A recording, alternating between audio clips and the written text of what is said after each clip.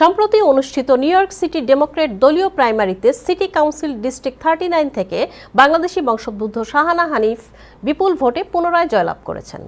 তার এই বিজয়ের নেপথ্যে বাংলাদেশি কমিউনিটির অবদানের কথা স্মরণ করে শুক্রবার বিকেলে ব্রুকলিনের চার্লস ম্যাকডোনাল্ড লিটল বাংলাদেশের কেনসিংটনে প্লাজায় বিজয় উৎসবের আয়োজন করে ড্রাম বিটস ও বাংলাদেশি কমিউনিটি।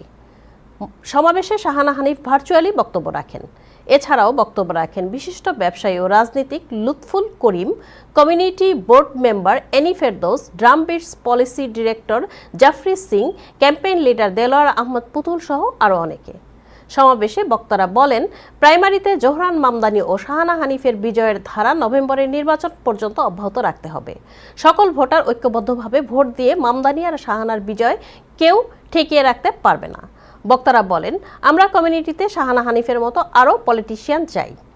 সমাবেশে শাহানা হানিফের পিতা মোহাম্মদ হানিফ ও মাতা রেহানা হানিফ সহ বিপুল সংখ্যক প্রবাসী উপস্থিত ছিলেন। আমাদের একদম মনের থেকে কাজ করেছি।